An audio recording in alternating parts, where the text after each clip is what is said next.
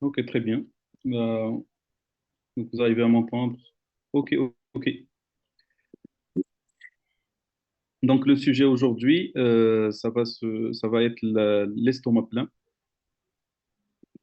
Je vais partager mon écran d'abord. Stop, partager.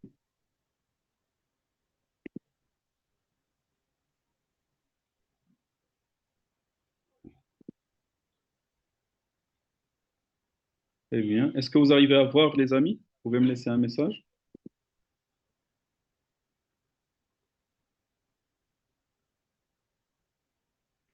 Ok, très très bien. Je vais te mettre.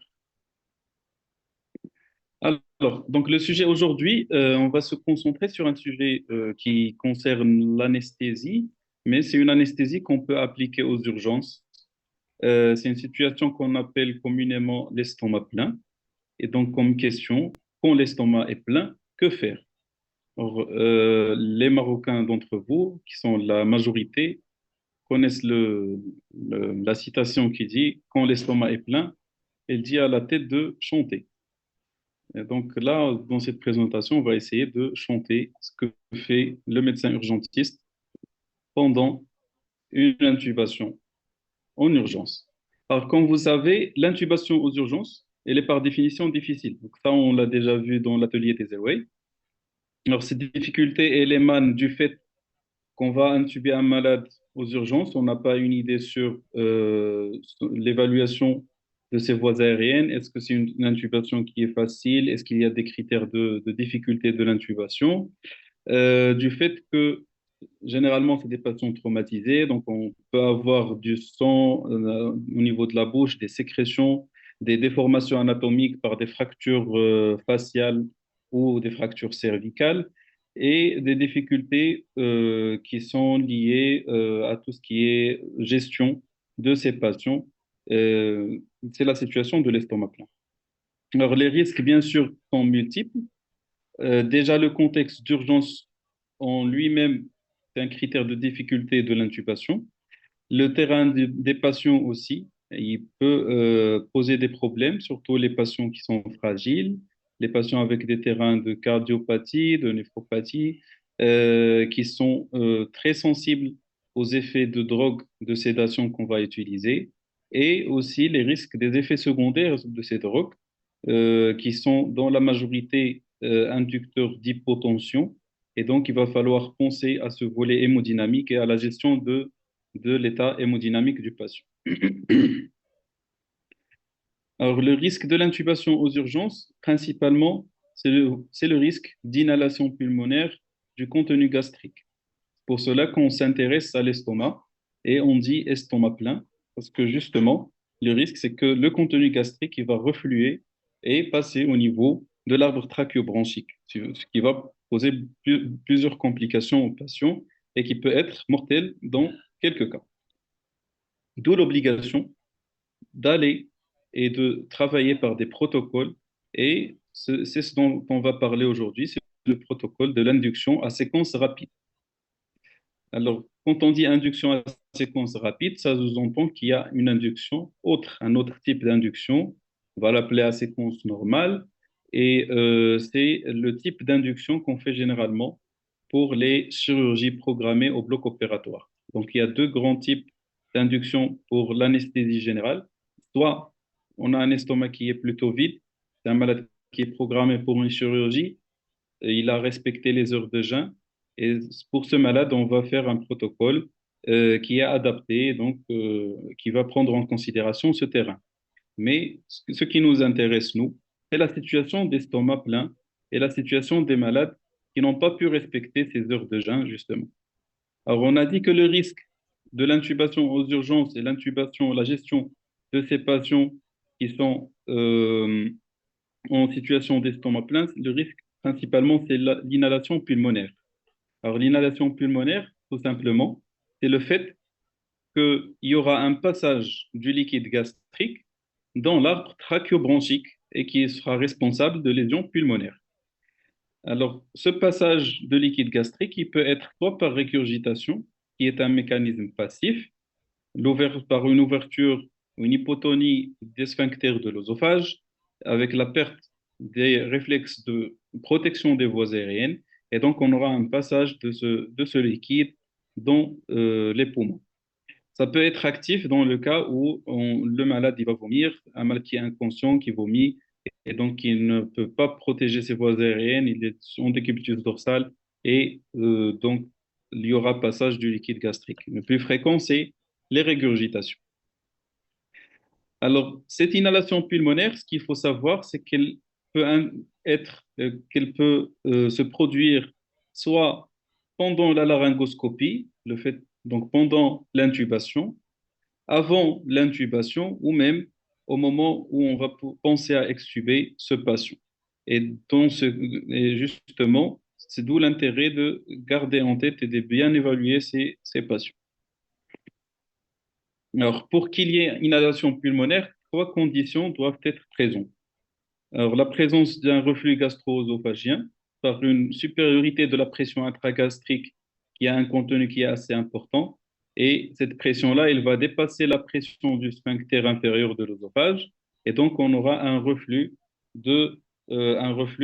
du liquide gastrique au niveau de l'estomac. La deuxième condition, quand on a un volume gastrique qui est supérieur à 0,4 ml par kilo et une acidité qui est suffisante pour provoquer des lésions pulmonaires. Et bien sûr, la troisième condition, c'est l'absence de protection des voies aériennes supérieures. C'est une situation qu'on appelle l'incompétence glottique.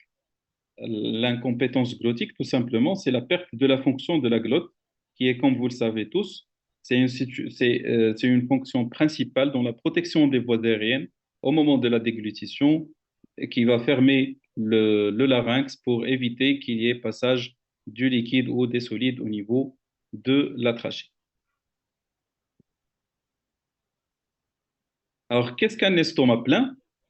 Alors, l'estomac plein, on peut la définir comme une absence de vacuité gastrique qui va exposer au risque d'inhalation pulmonaire.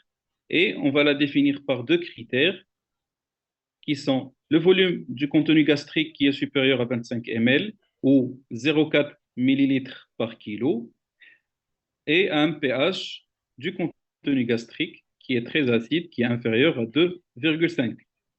Par contre, ces deux critères ne sont pas pratiques à appliquer chez les patients. C'est pour cela que pour parler d'estomac plein, généralement, on a recours à des facteurs de risque d'inhalation et des facteurs de risque d'estomac plein. Donc, c'est l'intérêt de savoir ces facteurs de risque qui sont bien sûr plusieurs, mais on va se concentrer sur ces facteurs de risque-là. Alors, le premier facteur de risque, c'est tout simplement l'urgence. Alors, un patient qui arrive aux urgences, c'est un patient qui est par définition qui a un estomac plein. Pourquoi? Parce que le stress et la douleur, ils vont provoquer une stase gastrique et une diminution du péristaltisme qui va exposer à cette situation-là. Et donc, tout simplement, pour tout patient aux urgences, c'est qui on va penser à intuber, l'induction à séquence rapide et la chose à appliquer. L'anesthésie insuffisante, pardon, c'est un facteur de risque d'inhalation. Pourquoi? Parce que tout simplement, le malade, avec la douleur de la laryngoscopie, il va probablement avoir un réflexe nauséeux qui est là, donc il va faire retourner tout le contenu gastrique et donc il y aura inhalation. D'où l'intérêt de bien doser les médicaments qu'on va donner chez nos malades. La position de Trendelenburg, elle est plutôt favorisante des régurgitations passives parce que tout simplement, le malade, il aura sa tête en bas et donc le liquide, il va refluer vers l'oropharynx et passer vers les poumons. L'intubation difficile est un facteur de risque de l'inhalation du fait que chez les malades qui sont en intubation difficile, comme on a vu dans les ateliers Airway, on a souvent recours à de la ventilation au masque qui peut être prolongée. Et comme vous savez, quand on ventile au masque, il y a un risque qu'on va insuffler de l'air au niveau de l'estomac et donc le contenu gastrique, il va refluer et les sphincters de l'œsophage, ils vont être ouverts parce qu'on a insufflé de l'air et ça va faciliter l'inhalation pulmonaire. L'obésité, Donc, par le fait qu'il y a une obésité, donc il y a une pression abdominale et un estomac qui a un volume plus important que les personnes qui sont de corpulence normale. Donc, il y a plus de risques d'inhalation. Le diabète, par ses complications, la complication du diabète qui survient dans le cadre des complications de dysautonomie, qui est la gastroparésie. Et bien sûr, la grossesse, surtout au-delà de la 14e semaine d'aménorrhée.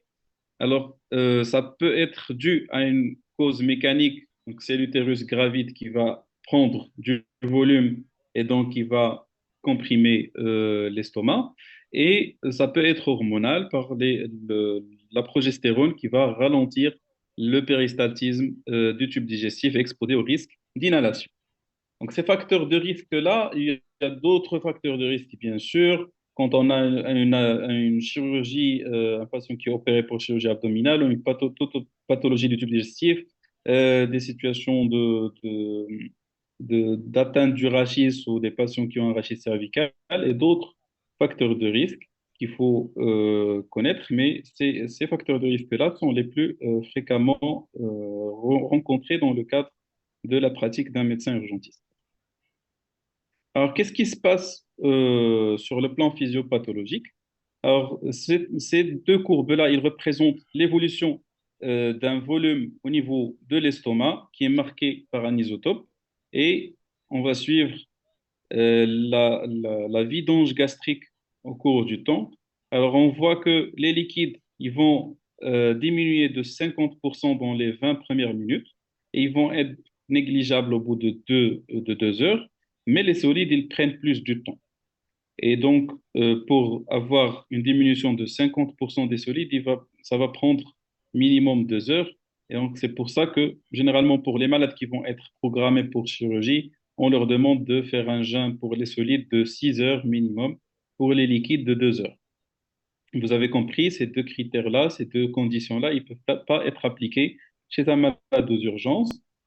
Des fois, on peut demander la dernière heure de repas pour un patient, mais la règle dit que tout patient qui atterrit aux urgences, c'est un patient qu'il faut considérer comme estomac plein.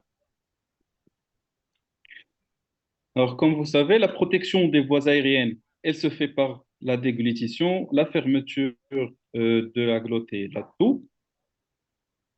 Mais durant l'induction de l'anesthésie, on aura une dépression de ces mécanismes de défense et c'est là où on parle d'incompétence glottique.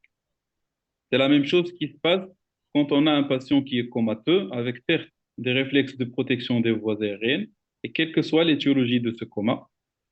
Et bien sûr, cette incompétence glottique elle va exposer tout simplement au risque d'inhalation pulmonaire.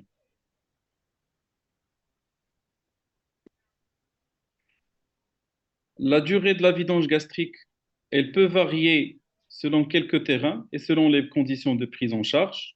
Comme on a dit, dans le cadre de l'urgence, on a un retard de vidange gastrique. Chez les patients obèses, chez la patiente enceinte, donc en péripartum, et quand on ne respecte pas les conditions de jeûne, si c'est un malade qui consomme des morphiniques au long cours, c'est des patients qu'il faut bien suspecter chez eux un estomac plein. Bien sûr, la gravité de l'inhalation, elle va dépendre à la fois du volume, mais aussi de l'acidité du liquide inhalé. Pour cela que parmi les mécanismes ou les mesures de prévention, on va parler de l'alcalinisation ou la diminution de l'acidité du liquide gastrique par des médicaments qu'on peut donner avant.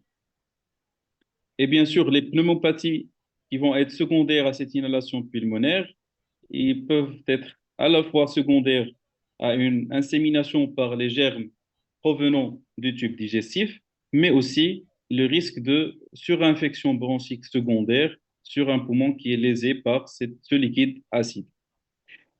L'inhalation des particules solides, elle a comme particularité le risque d'une hypoxémie brutale, parce que ces particules solides, ils peuvent aller obstruer des branches ou des branches de deuxième ou troisième division, et donc ils vont donner un tableau d'hypoxémie brutale sur de l'atélectasie qu'on va devoir gérer par une bronchoscopie après avec retrait de ce corps étranger. Alors, pour récapituler ce qui se passe dans le cadre de la physiopathologie, donc l'estomac plein avec donc le non-respect des règles de Jens, mais ça concerne plutôt le côté anesthésie au bloc opératoire pour des chirurgies urgentes, l'hypersécrétion d'acide gastrique, la gastroparésie dans le cadre d'urgence, de diabète, de pathologie digestive, le reflux gastro-œsophagien par des anomalies anatomiques ou par le fait que le malade il a une sonde nasogastrique, la qualité de l'anesthésie qui peut être insuffisante, ou bien si on a ventilé le malade et on a insufflé beaucoup d'air, si on a le malade il est prémédiqué par des morphiniques ou si l'anesthésie elle est insuffisante. Donc ces trois situations-là, ils vont être responsables à la fois de régurgitation passive et aussi de vomissement actif, ce qui va exposer le malade au risque d'inhalation pulmonaire. Et tout cela peut être favorisé par l'absence de réflexes de protection des voies aériennes supérieures. Les conséquences de l'inhalation bronchique sont au nombre de deux, principalement. C'est la pneumopathie d'inhalation et l'hypoxémie. Et bien sûr, en dépendance de cette physiopathologie et des conséquences potentielles, la prise en charge elle va devoir viser deux volets. À la fois le volume du contenu gastrique et son acidité. Donc, on va avoir comme objectif de diminuer le volume du contenu gastrique et d'agir sur son acidité pour diminuer cette acidité-là, pour diminuer les conséquences néfastes sur le parenchyme pulmonaire si inhalation il y a. Et bien sûr, le risque d'inhalation ou de régurgitation en appliquant les principes de l'induction à séquence rapide. Alors, pour justement, dans le cadre de l'induction à séquence rapide, il va falloir utiliser des médicaments. Et donc, dans ce volet-là, on va voir tous les médicaments nécessaires pour faire une induction à séquence rapide. Ce sont les mêmes médicaments qu'on utilise en anesthésie, en réanimation, et il s'agit de trois types de médicaments. Donc, on va voir les hypnotiques, on va aussi voir les morphiniques et on va finir par les myorelaxants ou les curares et on va par la suite détailler les protocoles d'induction à séquence rapide. Mais avant ça, il faut savoir qu'il y a un cahier de charge pour utiliser un médicament. Et donc, on dit que le produit idéal pour une induction à séquence rapide, il doit avoir un délai d'action rapide et une durée d'action courte. Pourquoi? Parce on doit intuber le malade rapidement, parce qu'on ne va pas pouvoir le ventiler dans le cadre de l'induction de séquence rapide. Et si jamais il y a difficulté à intuber le malade, la durée d'action du médicament ne doit pas nous laisser en désavantage en étant prolongé.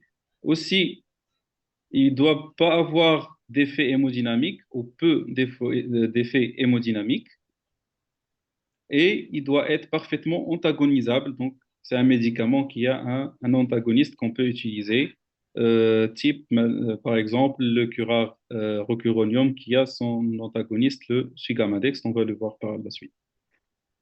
Bien sûr, un tel produit est rare et donc l'association de trois produits est importante pour justement chercher cet effet-là. Et donc, on va associer les hypnotiques, les myorelaxants et les morphines.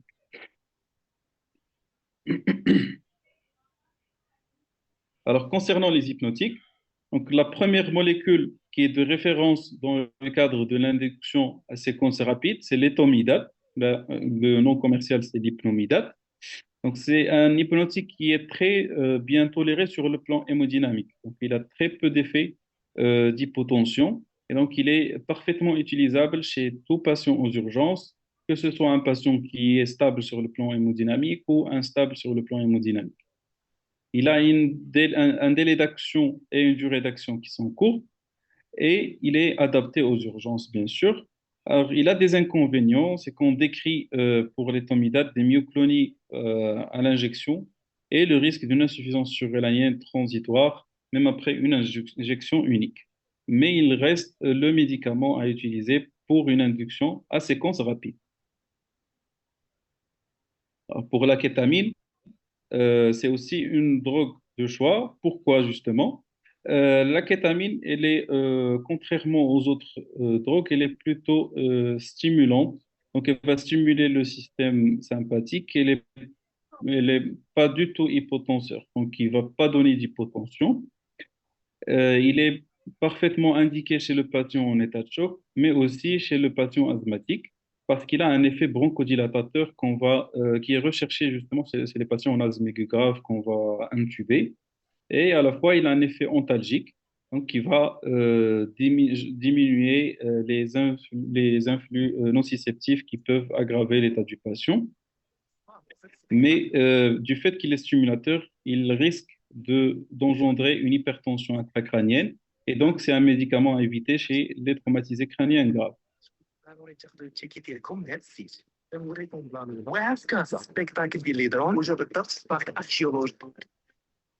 Alors, le propofol, c'est un médicament qui va permettre une hypnose qui est rapide et brève. Le propofol, il est très hypotenseur. Donc, il va donner à la fois, il peut donner une hypotension par une vasoplégie et aussi par une atteinte de la contractilité cardiaque. C'est pour cela qu'il faut l'utiliser, si on est amené à l'utiliser, il faut l'utiliser avec une titration. Et bien sûr, il faut optimiser le malade sur le plan hémodynamique. On va discuter ça par la suite, par le biais du remplissage, mais aussi par le biais des catécholamines. Donc, on peut même administrer de la noradrénaline avant d'intuber le malade. Alors, Diata, on va voir par la suite la posologie des drogues. Ne vous inquiétez pas. Alors, pour l'amidazolam, c'est une benzodiazépine. C'est la plus utilisée aux urgences. Elle a aussi une cinétique rapide. Il est intéressante par ses effets sédatifs, anxiolytiques et aussi amnésiants. Son délai d'action, il est plutôt allongé par rapport aux autres médicaments. Donc, on peut l'utiliser chez des patients qui sont un peu instables sur le plan hémodynamique, à la place du propofol, si jamais on n'a pas d'étomidate ou de kétamine. Et même, il faut savoir qu'on peut associer plusieurs médicaments, plusieurs hypnotiques, pour chercher le meilleur effet hypnotique avec le moins d'effets d'hypotension, d'effets sur le plan hémodynamique. Alors ça, c'est un tableau, donc vous pouvez prendre note, mais après, on va partager la présentation avec vous. Donc c'est un tableau qui résume un peu les doses, mais aussi les caractéristiques de chaque produit. Alors, donc pour l'étomidate, la dose, c'est de 0,3 mg kilo. Donc ça, c'est la dose de charge. DC, c'est la dose de charge. Pour le propofol, c'est de 1 à 3 mg kilo.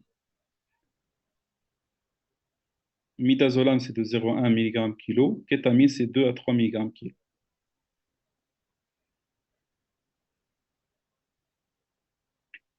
Alors, on passe maintenant aux morphiniques. Alors, les morphiniques, ils ont un intérêt parce qu'ils vont agir sur la douleur. Et il faut savoir que la douleur, elle est omniprésente dans tout ce qu'on fait pour un patient en réanimation, que ce soit la prise de voie veineuse centrale, périphérique, l'intubation en elle-même. Il faut savoir que la laryngoscopie, c'est un geste qui est très douloureux. Et la douleur chez des patients qui sont précaires sur le plan hémodynamique ou sur le plan neurologique, ou même sur le plan respiratoire, elle peut être néfaste. Alors, ça peut aggraver un bronchospasme chez un asthmatique, il a mal. Ça peut aussi être responsable de pics hypertensifs et donc aggraver un état d'HTIC chez un patient traumatisé crânien. Et ça peut aussi causer des perturbations hémodynamiques chez un patient qui a un état hémodynamique qui est précaire. C'est pour cela qu'il faut bien traiter la douleur et bien la prévenir chez les patients en réanimation.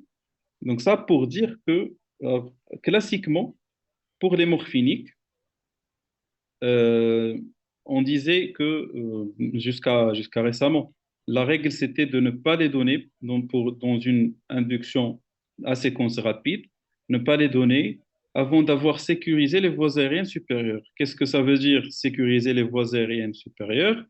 C'est le fait de mettre la sonde trachéale, c'est-à-dire intuber, et gonfler le ballon. C'est après cela qu'on peut administrer les morphiniques. Mais des études récentes ont montré que l'injection ou l'administration de morphinique avant l'intubation, elle peut ne pas être néfaste, donc elle peut ne pas exposer au risque, mais plutôt des avantages parce qu'elle va permettre d'avoir un bon état de sédation, mais aussi une bonne analgésie en respectant l'état hémodynamique et la stabilité hémodynamique du patient. Alors, le risque des morphiniques, c'est qu'ils sont responsables d'une hypotension des sphincters de l'œsophage et responsables de vomissements ou de régurgitation pendant la procédure de l'intubation. Mais il y a beaucoup d'études qui ont montré que ces effets-là, ils ne sont pas très courants et que l'utilisation des morphiniques n'augmente pas le risque d'inhalation bronchique chez les patients qui sont en estomac plein. Donc là, il commence à être introduit dans les recommandations des différentes sociétés savantes. Mais si vous voulez mon avis, alors les deux options sont valables. Vous pouvez ne pas utiliser de fentanyl jusqu'à avoir gonflé le ballonnet, quand vous pouvez la donner en premier. Personnellement, je la donne avant de l'intubation. Mais il faut savoir qu'il faut toujours préférer des molécules qui ont un délai d'action court et une durée d'action courte aussi, le type d'alphéntanil ou de rémifentanil. Ils sont tous de la même famille. Ils ont fentanyl comme suffixe et c'est le préfixe qui change. Donc, vous avez fentanyl, sufentanil, alphéntanil, rémifentanil. Il y a des petites différences par rapport à la pharmacocinétique de chaque molécule, mais ce n'est pas intéressant d'en parler maintenant. Ce qui peut être intéressant par contre, c'est de connaître les doses aussi. Je vous ai mis la morphine juste pour vous rappeler les doses. Mais ce qui nous intéresse maintenant pour l'intubation, c'est surtout la famille des fentanyl, avec comme dose pour la fentanyl 1 à 5 gamma kilo. Donc pareil pour la dose de charge aussi. Et pour la sufentanyl, c'est l'un dixième, donc c'est 0,1 à 0,5 gamma kilo. Très bien. Donc, la famille qui nous reste, c'est la famille des myorelaxants, les curares, sont appelés les curares. Alors, il y a deux grands types de curares. La succinylcholine, c'est une curare qui est dite dépolarisante. Alors, tout simplement, la molécule va se fixer sur les récepteurs postsynaptiques de l'acétylcholine et il va rentrer en compétition avec l'acétylcholine qui induit l'influx nerveux et la contraction musculaire. Donc, c'est une inhibition par compétition. Et donc, il va induire une dépolarisation de la cellule tellement importante qu'il va freiner l'action de la cellule musculaire. C'est pour ça qu'ils sont appelés dépolarisants. Par contre, les non dépolarisants, je vais juste se fixer, mais sans dépolarisation de la cellule. Alors, la succinylcholine, c'est la molécule la plus recommandée et c'est la molécule de référence pour l'intubation trachéale aux urgences dans le cadre de l'induction à séquence rapide. Elle a un délai d'action et une durée d'action qui sont brefs et qui fait de cette molécule le curare idéal pour l'intubation aux urgences. L'autre option qu'on a, c'est qu'on peut utiliser un des cureurs non dépolarisants. La seule molécule qu'on peut utiliser, c'est le rocuronium, dans le cas où on a une contre-indication à la succinylcholine ou il n'y a pas de disponibilité de cette molécule. Et il va permettre des conditions qui sont très rapprochées de la succinylcholine. La dose, c'est de 1,2 mg kg, on va la voir par la suite. Ce qui est intéressant de l'hydrocuronium, pourquoi c'est le seul qu'on peut utiliser, c'est parce qu'il a un antagoniste qui est assez efficace, c'est le Sugamadex, et qui peut lever son action dès l'injection. Monsef, qui est en retard. Marhaban. Alors ça, c'est un tableau qui va récapituler donc les doses et les différentes propriétés de chaque molécule. Donc la succinylcholine, 1 mg kilo, et le rocuronium, c'est de 1,2 mg kilo. Alors, la dose du rocuronium, on l'appelle double dose. Des fois, vous allez trouver qu'on l'appelle double dose parce que la dose du rocuronium dans l'induction normale, dans le bloc opératoire, en dehors du cadre de l'estomac plein, c'est la moitié, c'est de 0,6 mg kilo. Mais dans le cadre de l'estomac plein, on va doubler la dose pour avoir un effet plus rapide. Et c'est pour cela qu'on l'appelle double dose. Donc, c'est de 1,2 mg kilo. Très bien. Donc là, on va parler de l'induction à séquence rapide. Alors, je vais m'arrêter un peu pour vos questions. Est-ce que vous avez des questions? Vous pouvez les écrire si vous voulez.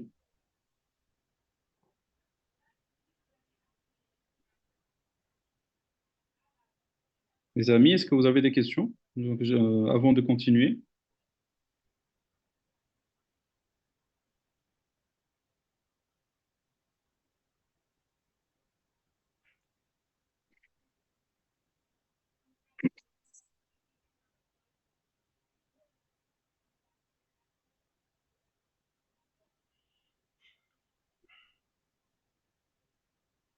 Très, très bien.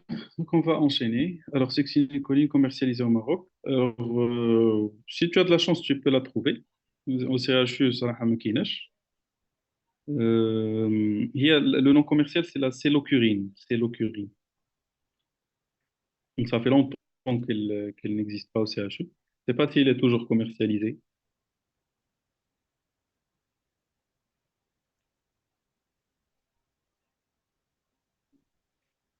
Très bien. On va continuer.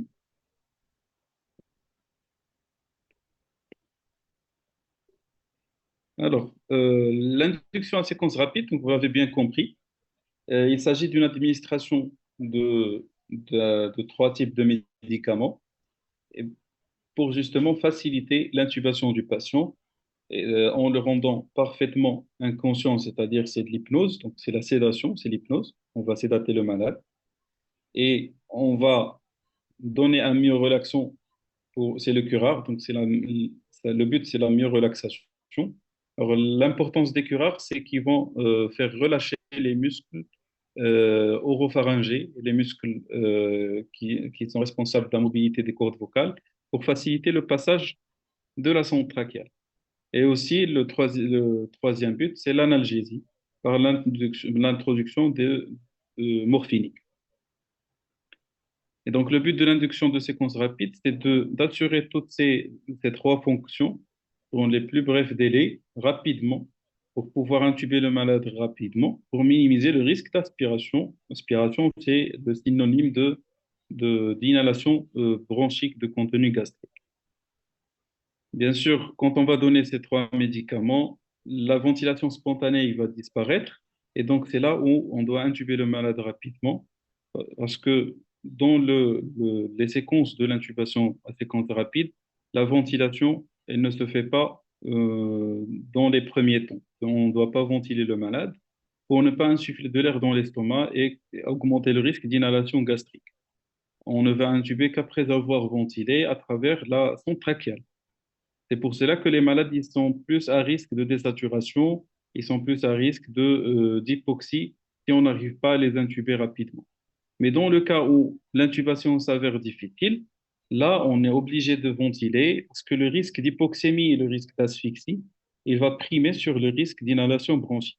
Donc, il vaut mieux avoir un patient vivant avec inhalation bronchique que de perdre son patient. Dans les indications de l'induction à séquence rapide, donc vous l'avez bien compris, c'est le taux d'intubation aux urgences. Et en dehors de l'urgence, c'est toute situation avec estomac plein, avec risque d'inhalation du contenu gastrique. Parce que même pour des chirurgies programmées, pour des malades qui ont jeûné donc les 6 heures ou les 8 heures, on peut avoir des malades qui gardent un estomac plein justement parce qu'ils ont des facteurs de risque de gastroparésie, de ralentissement du péristaltisme. Et il faut détecter ces patients justement pour pouvoir les gérer par l'induction à séquence rapide pour éviter l'inhalation du contenu gastrique. Mais aussi, elle a un intérêt dans l'intubation du patient hypoxique, qu'il soit estomac plein ou pas, parce c'est une indication qui est rapide et le malade hypoxique, c'est un malade qui a des réserves en oxygène très bas et donc il est très sensible à l'arrêt de la ventilation et il va désaturer rapidement. Donc, pour un patient hypoxique, induction à séquence rapide directe. C'était le cas des patients pendant la période Covid. Tous les malades étaient en SDRA, tous les malades qu'on intubait étaient en SDRA. Donc, c'est des malades chez qui on faisait de l'induction en séquence rapide euh, d'emblée, mais aussi on va voir l'intérêt de chaque étape de ce process pour éviter l'hypoxémie. Alors, on va résumer la procédure de l'induction à séquence rapide dans ces 7 P. Les 7 P, rappelez-vous de ça. Alors, le premier P, preparation, c'est la préparation, bien sûr. Ça vient avant l'induction, avant de démarrer le geste. On doit préparer pour intuber le malade. Donc, on doit préparer tout ce qui est logistique, tout ce qui est matériel, l'équipement, les drogues, le personnel qui va travailler aussi. Donc, il faut briefer l'équipe avec laquelle on va intuber le malade, si on n'a pas l'habitude de travailler avec eux, mais toujours rappeler l'intérêt de la communication aussi, mais aussi préparer la place où on va intuber le patient. Le positionnement. Le positionnement, bien sûr, ça peut être avant, ça peut être après l'injection des médicaments. Et Yaoki le fait dès le début pour faciliter la préoxygénation. Alors, la préoxygénation, c'est le fait d'administrer de l'oxygène avant l'intubation. On va voir son intérêt.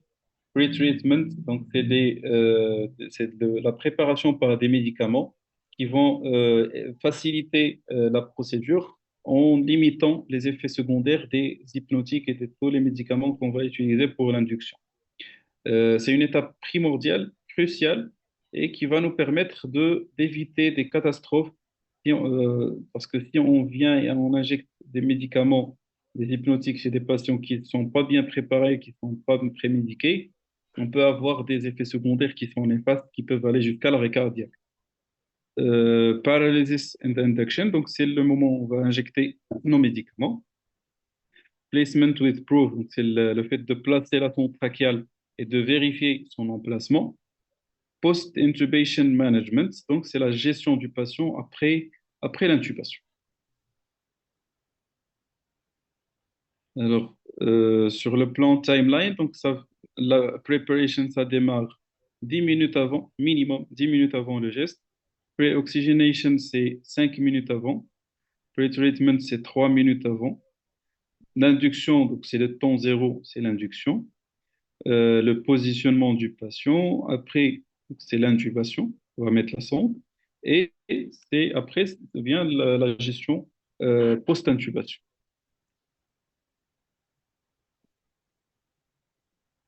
Donc, pour la préparation, ça, c'est un moyen mnémotechnique que vous pouvez garder, SOAP-ME. Donc, S-Suction, il faut préparer l'aspiration. Vous voyez pendant les cas. C'est primordial d'avoir une aspiration qui est fonctionnelle, qui marche, et il faut la laisser fonctionnelle.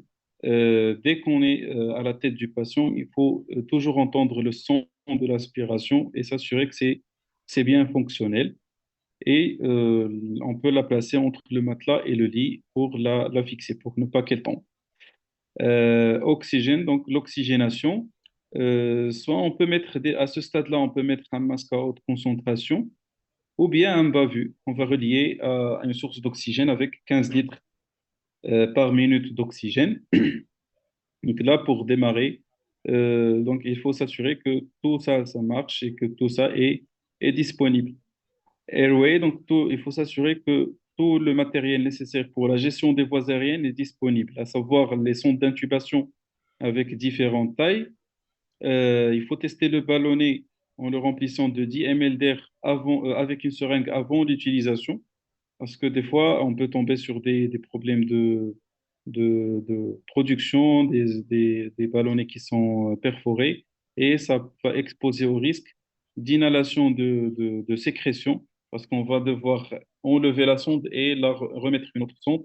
Ça va faire introduire des sécrétions au niveau de la trachée, exposer le malade à des pneumopathies nosocomiales. Donc, le stylet ou le guide rigide, il faut s'assurer de sa présence. Et c'est une option, donc ça dépend des habitudes. On peut le placer d'emblée au niveau de la sonde trachéale pour intuber d'emblée avec un guide rigide. Ça facilite énormément la tâche. Préparer aussi les lames du laryngoscope. Maintenant, vous êtes familier avec tous ces termes. Donc, c'est la lame 3 ou 4 pour l'adulte. S'assurer qu'elle est fonctionnelle, que la source de lumière elle fonctionne aussi. Et aussi, chose importante, c'est de préparer et avoir à disponibilité le matériel d'intubation difficile, à savoir les guides d'Eichmann, le vidéolaryngoscope si on peut l'avoir. Donc, c'est des choses qu'il faut préparer à avoir bien avant le geste. La préoxygénation, monitoring medication, donc c'est le monitorage et les médicaments qu'on va préparer. Il faut monitorer à la fois la saturation, mais aussi l'électrocardioscope, la pression artérielle et les médicaments, il faut les préparer, et les étiqueter et les garder à côté, prêts à être administrés.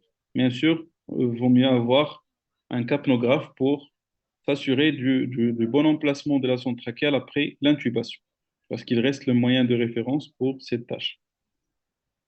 Toujours dans la préparation, on va parler, est-ce que c'est intéressant d'aspirer le contenu gastrique? Alors, c'est parmi les options de la réduction du contenu gastrique, c'est qu'on peut mettre une sonde nasogastrique à double voie pour pouvoir aspirer le contenu gastrique. Alors, ça peut être intéressant chez certains patients, mais il faut savoir que chez les malades inconscients, il y a un risque important qu'on peut déclencher des vomissements ou une régurgitation du liquide gastrique, avec bien sûr un risque d'inhalation même avant de démarrer la procédure. Il faut aussi savoir que l'aspiration du contenu gastrique, elle n'est efficace que sur les liquides, que la sonde, son diamètre il est petit, donc elle va aspirer tout ce qui est liquide au niveau de l'estomac, mais si on a des particules qui sont solides, ça ne va pas être efficace. Et donc, on ne peut pas être sûr qu'on a vidé l'estomac. Toujours garder en tête que cet estomac est plein. Mais le fait d'aspirer, si on a une sonde nasogastrique qui est déjà en place, ça va diminuer le volume gastrique, ça va diminuer le volume gastrique et ça va minimiser le risque de l'inhalation bronchique. Alors, est-ce que c'est intéressant de neutraliser l'acidité du contenu gastrique? Un grand oui, bien sûr. Sauf que dans le cadre de l'urgence et que vous avez un malade qui atterrit aux urgences qui doit être intubé, c'est pas intéressant à utiliser, franchement. Mais il faut savoir qu'il y a des médicaments qu'on peut donner qui ont une action rapide, comme les citrates de sodium ou l'association cimétidine-citrate de sodium. Ils ont une action qui est rapide dans les 5-15 minutes. On peut les administrer chez le patient pour diminuer un peu l'acidité du contenu gastrique. Mais là encore, c'est des médicaments surtout pour les chirurgies urgentes, pour des malades de bloc opératoire. Et si c'est un patient qu'on va intuber aux urgences, c'est pas intéressant à donner. Les inhibiteurs des pompes à protons, ils ont un long délai d'action et ils sont réservés justement pour l'induction à séquence rapide au cours d'une anesthésie pour chirurgie urgente. Donc, au total, il faut préparer tout ce qui est matériel, préparer toute l'équipe, euh, anticiper les différentes complications en préparant l'aspiration, en préparant le matériel d'intubation difficile. Si on a une sonde nasogastrique en place, on peut aspirer le liquide gastrique et la retirer. Il ne faut pas la garder en place parce qu'une sonde nasogastrique au niveau de l'œsophage, elle ne fait qu'ouvrir les sphincters de l'œsophage. Il vaut mieux avoir un œsophage sans sonde nasogastrique qu'avec sonde nasogastrique au moment de l'intubation. Ça va exposer plus au risque de régurgitation. Mais pensez à aspirer avant de retirer la sonde nasogastrique. Alors, l'échographie gastrique, elle a sa place, surtout dans les inductions à séquence rapide pour chirurgie urgente, mais aussi pour chirurgie programmée, ça c'est entre parenthèses. Devant les facteurs de risque d'estomac plein, il faut toujours penser à pratiquer cette échographie gastrique. Alors, le but justement, c'est d'évaluer le contenu de l'onde gastrique dans sa qualité et sa quantité. Alors là, vous avez une image d'un estomac vide, c'est un ventre qui est ratatiné. Ce qui est hyperéchogène ici, c'est juste le tissu antral, c'est l'entre lui-même. Alors là, vous voyez que l'estomac ici, il est distendu, mais il est plein d'un liquide qui est anéchogène. Donc, ce contenu ici, il est parfaitement liquide. Ici, ce qui est en faveur d'une prise récente d'aliments, c'est le fait d'avoir ces hyperéchogénicités ici, des gaz, ce sont des gaz au niveau de l'antre, qui rentrent au moment de la déglutition. Quand on mâche et qu'on déglutit, on déglutit aussi de l'air. Et donc là, c'est en faveur d'un contenu solide récent. Ça, c'est ce qu'on appelle une évaluation qualitative. C'est juste, on va dire, est-ce que l'estomac il est plein? Est-ce qu'il est vide? Et si elle est pleine, est-ce qu'elle est pleine par du liquide? Est-ce que c'est des solides récents? Il y a aussi une façon de faire une analyse quantitative où on va mesurer les diamètres de l'onde pour savoir, pour déduire la quantité du liquide gastrique par des formules mathématiques. Ce n'est pas intéressant à en parler ici. Mais déjà, le fait de voir ces images-là, il va aider votre conduite à tenir pour intuber le malade, pour induire de l'anesthésie chez le malade.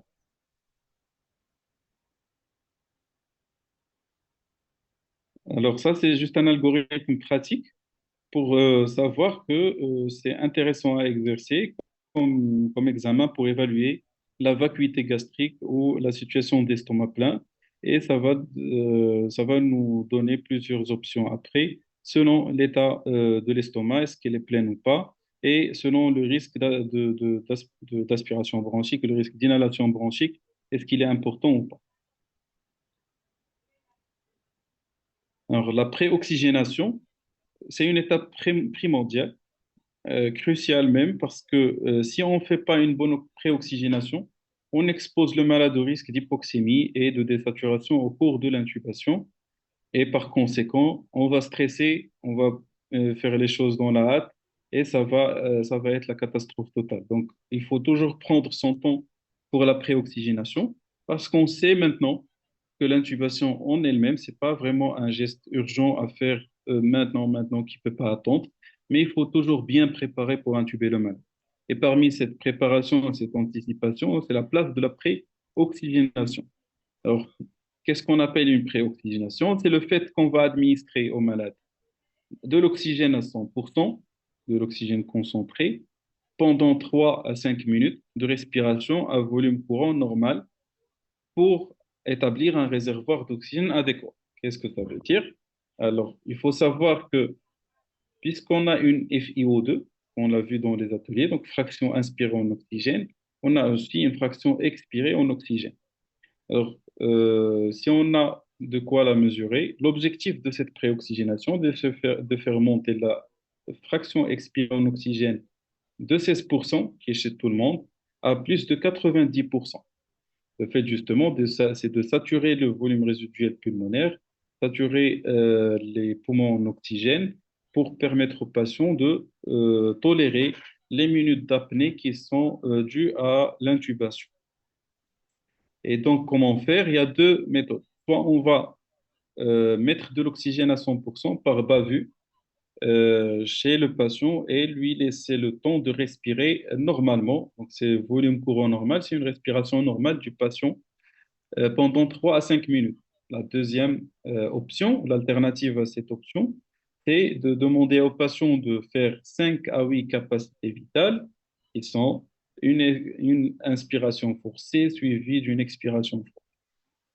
Et le but justement, c'est de saturer le corps en oxygène, comme on a dit. Et ça va permettre aux patients de tolérer de 3 à 8 minutes d'apnée en toute sécurité pour qu'ils ne désaturent pas au cours de l'intubation. Et bien sûr, sans avoir besoin d'une assistance au ballon pendant l'intubation, c'est-à-dire sans avoir besoin à ventiler le malade pendant l'intubation, parce que ça expose au risque d'inhalation bronchique. Alors, il y a certains patients chez qui ces deux méthodes-là, donc la première méthode qu'on a dit, 3 à 5 minutes de respiration à volume courant normal, et la deuxième méthode qui est 5 à 8 capacités vitales, certains patients ne bénéficient pas de ces deux méthodes-là du fait qu'ils ont soit des poumons qui sont séquelaires et qui sont fibrosés, comme le cadre des fibroses pulmonaires, comme le cadre des malades qui sont déjà hypoxiques avec une atteinte pulmonaire qui est importante, mais aussi dans le cadre où on a un syndrome restrictif. Par exemple, c'est l'exemple type de l'obèse.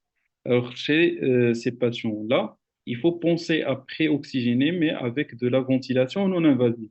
Donc, on va mettre le patient sous ventilation non invasive, qui va nous permettre à la fois de pré-oxygéner, mais aussi de recruter les alvéoles du patient.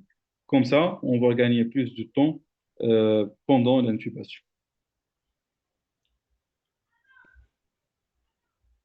Alors, pre-treatment, l'intérêt de cette étape-là, c'est de préparer le patient aux drogues d'anesthésie, mais aussi à la laryngoscopie. Alors, les drogues d'anesthésie, de leur côté, on a de l'hypotension qui peut s'installer, de la vasoplégie ou de l'hypocontractilité cardiaque, et donc ça va donner une baisse du débit cardiaque et une hypotension. De l'autre côté, on a la laryngoscopie. La laryngoscopie, ce qu'elle va faire, elle est très, très douloureuse. Et donc, elle va stimuler le système sympathique. Et donc, on aura des pics hypertensifs, de la tachycardie et même le risque de taux et de vomissement. C'est pour cela qu'il faut bien prémédiquer les patients, généralement, et les préparer. Alors, pour les patients qui présentent un risque de perturbation hémodynamique, généralement, les nourrissons, parce qu'ils ont un risque énorme de bradycardie, c'est pour cela que parmi les médicaments qu'il faut préparer quand vous voulez intuber un nourrisson, même un adulte, mais surtout le nourrisson, c'est l'atropine. Et même on peut l'administrer systématiquement avant d'avoir la bradycardie. Pour les adultes, le risque, c'est les pics hypertensifs, le bronchospasme, l'augmentation de la pique et de la fréquence cardiaque. C'est pour cela qu'on peut administrer des médicaments qui vont aider à prévenir ces phénomènes-là. Première chose, l'optimisation hémodynamique. Alors ça, j'insiste sur ce point, surtout chez les patients aux urgences. Alors, vous recevez un patient traumatisé, un patient qui est, on peut dire même, un sujet âgé, un patient qui prépare un choc hémorragique ou un choc septique. Alors, si vous ne préparez pas le malade correctement sur le plan hémodynamique, qu'est-ce qui va se passer? Vous avez un patient on va prendre l'exemple d'un patient qui vient pour un saignement. Donc, c'est un traumatisé grave.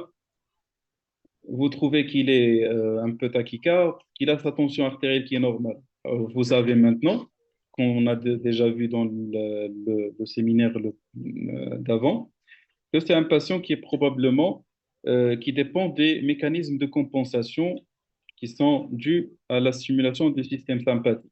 Donc, on a la tachycardie, on a la vasoconstriction. Alors, chez ce patient-là, si on vient et on injecte nos hypnotiques et nos curares et notre morphine, ce qui va se passer, c'est qu'on va inhiber ce système sympathique.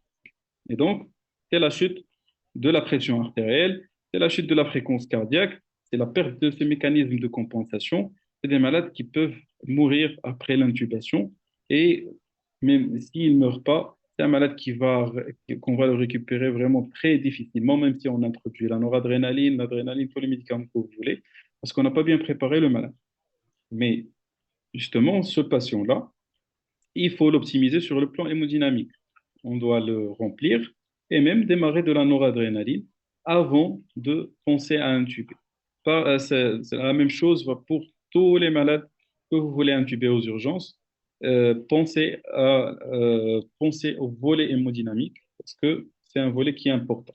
Ce qui se passe aussi quand vous intubez, donc ça on en a parlé pendant les ateliers, mais c'est toujours bien de le rappeler, c'est qu'on a ce qu'on appelle le collapsus de reventilation. Alors, quand vous intubez un malade, ce qui va se passer, c'est que vous allez le brancher sur un respirateur ou que vous allez le ventiler manuellement. Ce qui se passe, c'est que vous allez insuffler des volumes au niveau des poumons et donc on va augmenter la pression intrathoracique. Cette augmentation de la pression intrathoracique, elle va être responsable d'une diminution du retour veineux et tout simplement d'un état de choc qui va s'installer et qui est dû directement à la ventilation elle-même. C'est pour cela que l'optimisation hémodynamique, c'est un point sur lequel j'insiste toujours. La lidocaïne, elle peut être utilisée parce qu'elle a une caractéristique qui est, elle stabilise, elle évite tout ce qui est tachycardie au moment de l'intubation. Et donc, c'est toujours important de la donner. Et les morphiniques aussi, on en a parlé parce qu'ils vont permettre de contrôler cette douleur et cette nociception pour éviter ces variations hémodynamiques.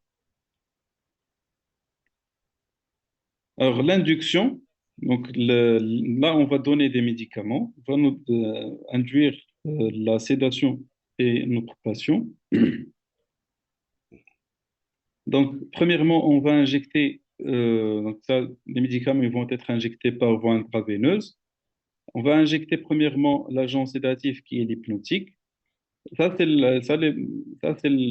l'induction en séquence rapide classique. Donc, hypnotique en premier.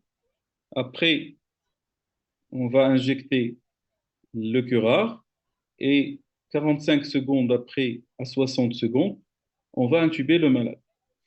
Alors, si jamais on veut administrer un morphinique type fentanyl, on va le faire avant l'agent hypnotique.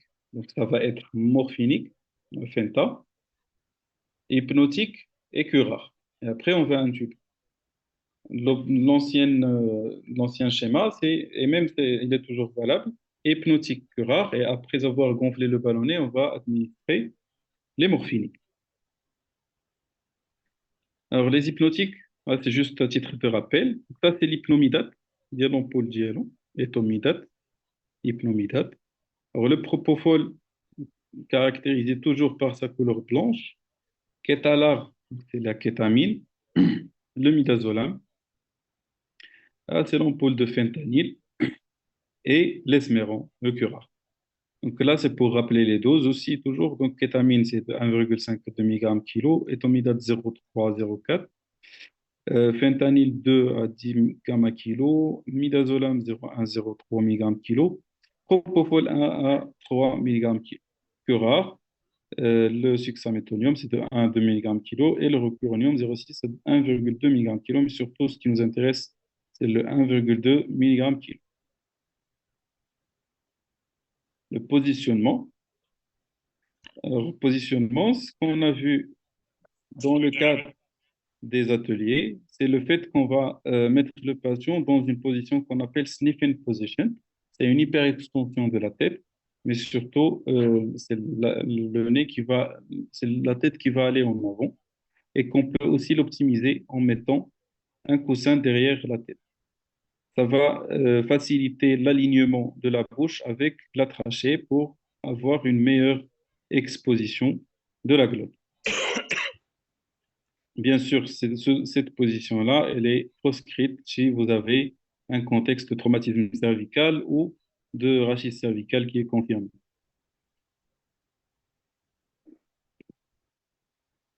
Alors, l'intubation et la vérification, placement with proof. Donc, quand on curarise le malade, après avoir administré le curare, on va se donner 45 secondes si on a de la cellopurine et 60 secondes, c'est-à-dire une minute si on a le rocuronium, pour pouvoir intuber le malade correctement. Et des fois, il suffit de vérifier, déplacer la mandibule pour voir le tonus musculaire. Si vous avez une mandibule qui est relâchée, c'est-à-dire que le malade il est curarisé. Mais l'idéal, mais ça, c'est pas disponible aux urgences, mais au bloc opératoire, on peut avoir un monitorage de la curarisation pour savoir si le malade il est bien curarisé ou il n'est pas encore curarisé. Donc, on va faire notre laryngoscopie, placer la sonde et, gonfler le ballonnet. Ça, c'est sur le plan pratique, vous l'avez déjà fait et je pense même pendant vos gardes, vous arrivez à le faire. Alors, manœuvre de Selig, j'ai mis un point d'interrogation. Alors, manœuvre de Selig, qui peut nous expliquer la manœuvre de Selig? Les amis, ouvrez vos micros et dites-nous ce que vous pensez de la manœuvre de Selig.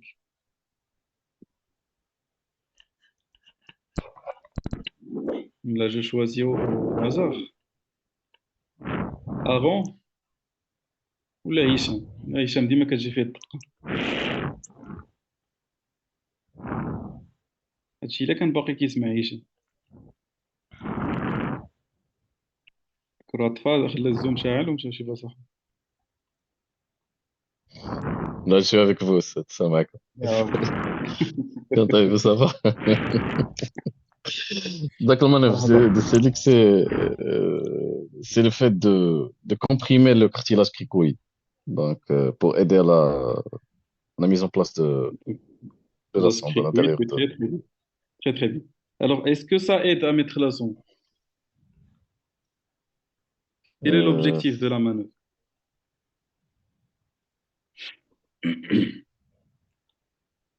c'est surtout pour aligner les structures des voies aériennes. Alors là, هذيك حاجة أخرى Surtout, كبيرة أنا بغيت surtout, نقولها. surtout pour Alors, l'œsophage. الحسين قال éviter la régurgitation. C'est pour C'est ça l'œsophage. حق الحوت. L'osophage, اش كنديروا ليه؟ Alors, on comprime l'œsophage. On comprime l'osophage. Très bien. Alors, il faut faire la part entre la manœuvre de Selig et le burp. Là, quand tu fais l'atelier, Oui. on a le burp. Le burp, Ouais. هو اللي qui facilite l'alignement de la trachée avec l'axe de la bouche. Et le burp, c'est une pression qu'on va exercer sur le cartilage thyroïde vers le haut, vers l'arrière et vers la droite. Back, up, right, pressure. Manœuvre de Selig, c'est une pression qu'on va exercer sur l'os cricoïde. Il est en bas du cartilage thyroïde, où elle est face des structures osseuses, pas du cartilage. Le but, justement, c'est d'exercer une pression sur la bouche de l'œsophage pour éviter la régurgitation et le reflux du liquide gastrique. Alors, Selig, ça date de très, très, très longtemps. Et là, il est sujet de controverse, alors, parce qu'avec l'avènement de l'échographie, il y a des études qui ont montré que, parce que le Selig, c'est quoi?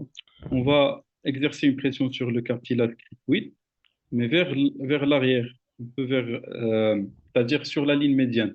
Sauf qu'ils ont objectivé que l'osophage, il est plutôt latérotrachéal à gauche. Et donc, le fait d'exercer la pression sur le cricoïde, elle n'est pas toujours efficace pour éviter les régurgitations. Ça, d'une part. D'autre part, des études ont montré que l'incidence de la régurgitation, de l'inhalation bronchique, elle est comparable entre que ce soit on fait des séliques ou on ne fait pas du sélique. Donc là, il n'y a pas de différence. Mais si vous voulez mon avis, faites le sélique. Après, il faut savoir que le sélique, des fois, il peut compliquer l'intubation parce que ça va un peu mobiliser les structures anatomiques et ça peut rendre l'intubation difficile. Alors, comment on fait? Donc, la tête du patient donc, en position amendée de Jackson, c'est le fait qu'on va mettre un coussin derrière la tête. On a vu ça pendant les ateliers. La pression, on va l'exercer sur le cartilage cricoïde et qui est situé au-dessous du cartilage thyroïde. La manœuvre, on peut la démarrer lors de la préoxygénation, avant l'injection de l'hypnotique à une pression de 10 newtons. غادي تقولوا لي هذا اش كيقول لنا 10 نيوتن كي غنديروا نعبروه 10 نيوتن نشوفوا من بعد.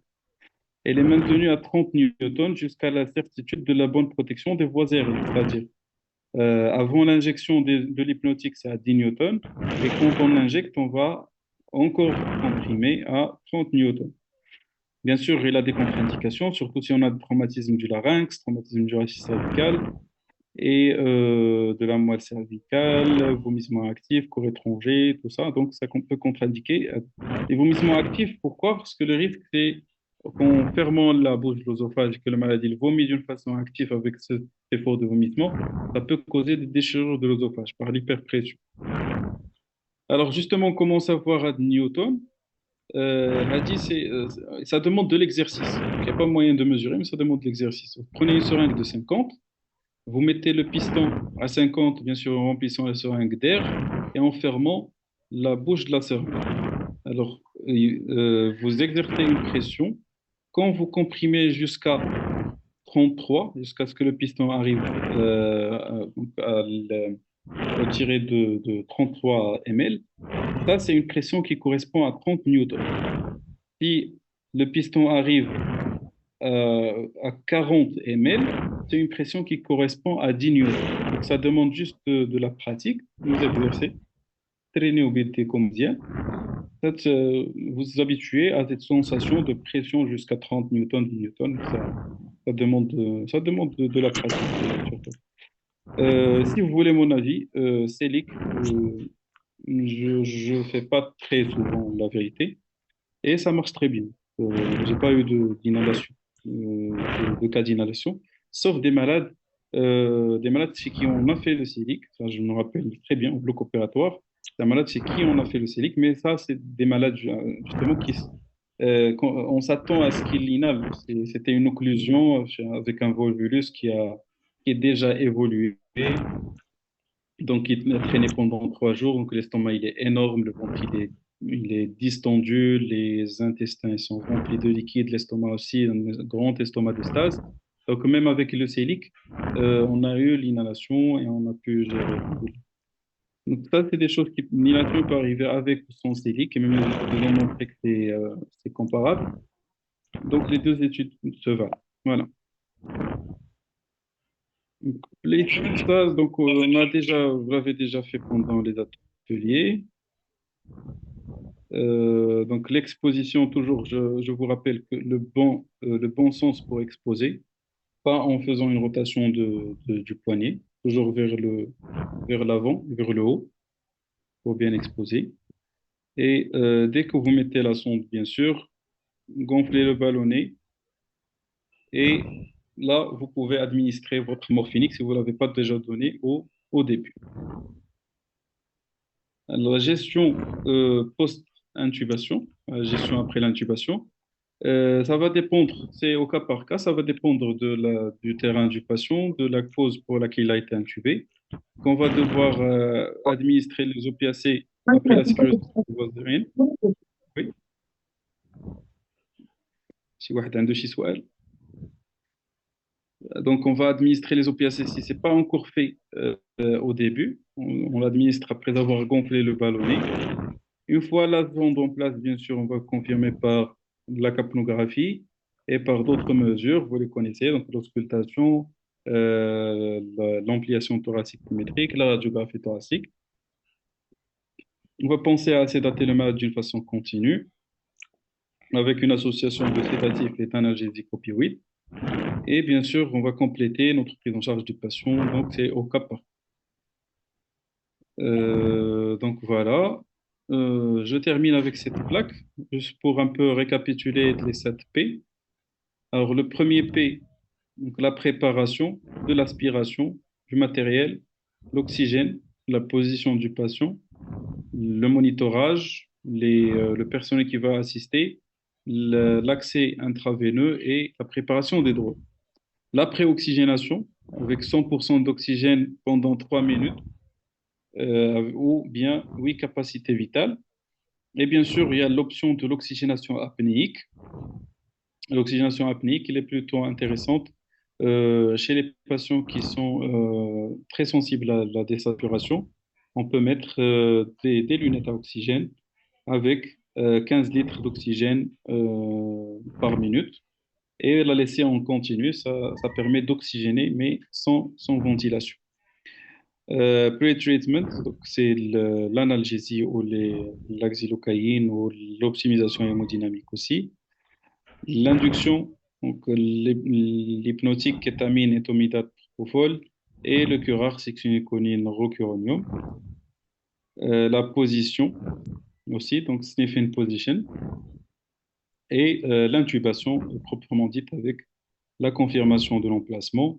Bien sûr, soit en regardant directement la sonde qui passe par les cordes vocales, la buée dans la sonde trachéale, la capnographie, la saturation, l'auscultation et la radiographie thoracique. Et après, la gestion post-intubation.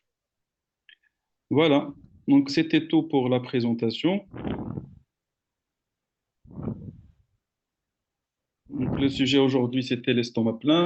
J'espère que c'était clair, c'était pas trop détaillé, hein. Alors, est-ce que vous avez des questions? Est-ce qu'il y a des points que vous voulez discuter?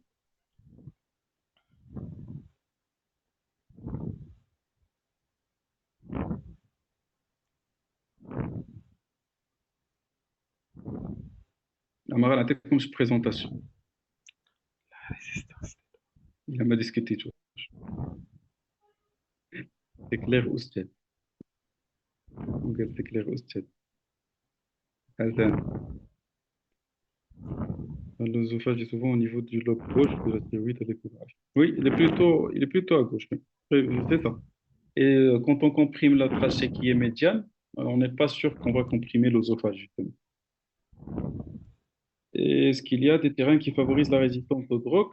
Ben oui, si vous avez un malade qui est toxicomane, qui consomme, des fois on est amené à augmenter les doses, mais c'est des cas rares. Alors, la lidocaïne, si vous avez un malade,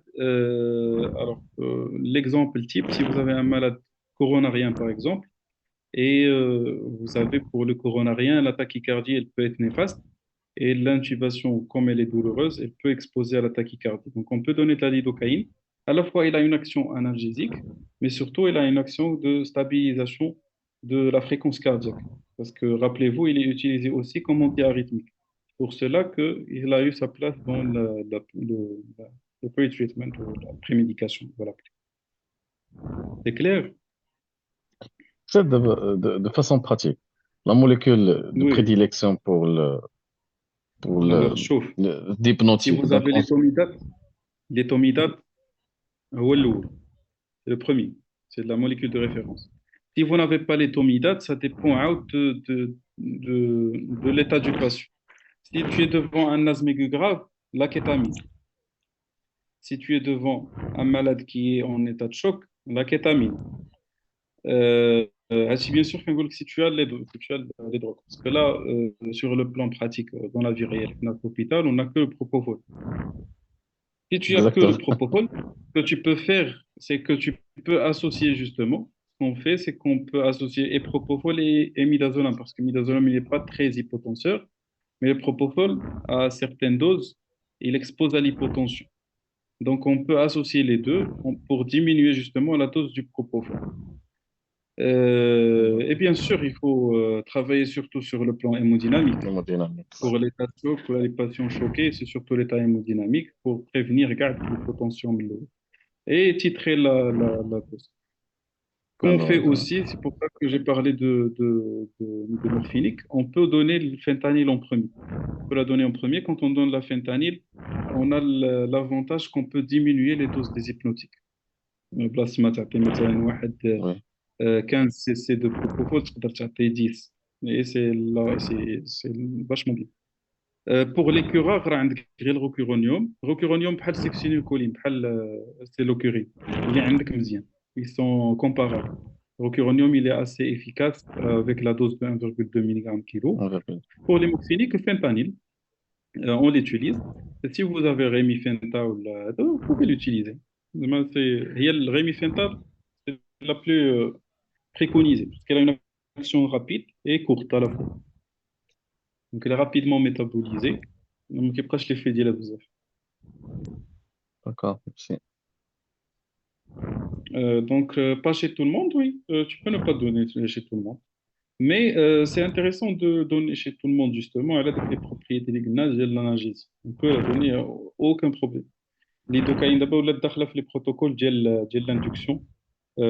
D'abord, ça parle maintenant dans le monde de l'anesthésie, on parle de l'OFA, Opioid Free Anesthesia, donc l'anesthésie sans morphinique. Pour les protocoles, la lidocaïne figure parmi les médicaments qu'on va donner, mais sulfaphromycine et d'autres traitements. Syndrome de Guillain-Barré phase ascendante, on utilise l'induction séquence rapide aussi pour aspirer. Il faut donner aussi atropine pour éviter la bradycarde. Alors pour le Guillain-Barré, oui, c'est un le Guillain-Barré justement, il y a le risque de l'estomac plein. Et donc c'est l'indication de l'induction à séquence rapide. Pour aspirer, alors ça dépend. Alors il y a des malades qui font des bradycardies pendant les aspirations, oui, mais pas tout le monde. faut pas donner systématiquement, mais plutôt pour traiter si le malade il te fait une bradycardie. Ce qu'on voit au garde, c'est propofol, midazolam, et oui, هادشي اللي كاين في الزيان. هادشي اللي عطا الله. Et justement, dans d'autres hôpitaux, تلقى عندهم des molécules أخرين اللي ما عندناش تقدر تلقى هذا l'étomidate il est commercialisé parce que tu le trouves au privé aussi. Donc il faut savoir tous les médicaments باش اللي عندك كتخدم به. Mais حنا اللي عندنا وي propofol, midazolam et rocuronium. هادشي اللي كاين. Kétamine, il est en rupture malheureusement. Récemment, il est en rupture. C'est un bon médicament, la kétamine. La kétamine, classiquement, on dit qu'elle a des effets hallucinogènes, d'hallucination, et pour éviter donc, les effets, on peut l'associer avec du midazole. Ça, c'est à titre d'information.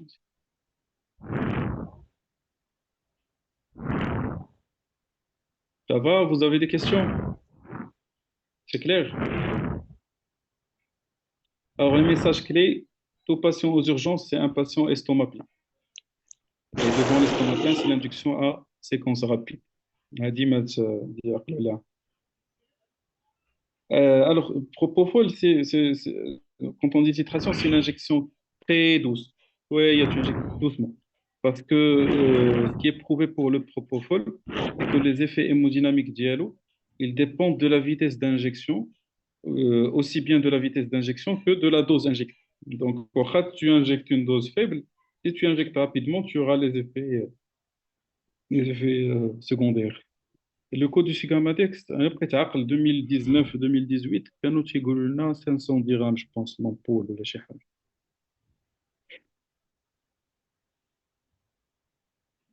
Mais la بغيتي ندير لك ثمن زوين.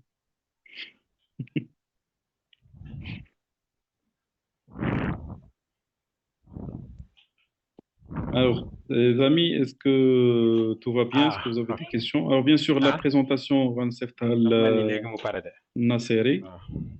Et si vous avez des questions, vous pouvez les envoyer, pas de problème. Alors, les médicaments à garder en entretien. عندك un hypnotique et un morphinique. Donc, classiquement, c'est midazolam et fentanyl comme morphinique. Bien sûr, curare, on peut le donner, mais vraiment à la demande. Si le malade il se désadapte mal, le respirateur et tout. Faut pas utiliser le curare bzaf l'entretien, parce qu'il expose à des risques de complications sévères, type la neuromyopathie de réanimation, des malades qui restent végétatifs à vie. C'est bon. Si vous n'avez pas de questions, نقولوا الله يعاون. Alors, pour myasthénique, oui, Fouzian, vas-y. Pour myasthénique, si tu as un myasthénique que tu vas intuber aux urgences, il n'y a pas de problème, peu importe le médicament que tu veux injecter. Myasthénique, la difficulté d'Yalo, c'est le bloc opératoire. C'est un myasthénique il va être anesthésié. C'est une anesthésie à part avec des choses à laquelle il faut faire attention, surtout les cures rares. Mais les urgences, et si le malade arrive en crise myasthénique, il doit être intubé, tu utilises ce que tu as comme médicament. Bien sûr, toujours hypnotique, cure rare et morphinique. Et estomac plein, il faut le considérer comme estomac plein.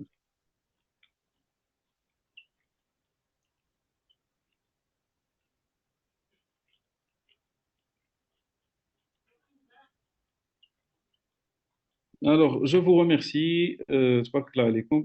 Bien sûr, si vous avez des questions, vous pouvez me les envoyer après, aucun problème. Et la présentation va être de ma série. Voilà. Alors, bonne soirée à tous. تصبحوا على خير. نعاونكم.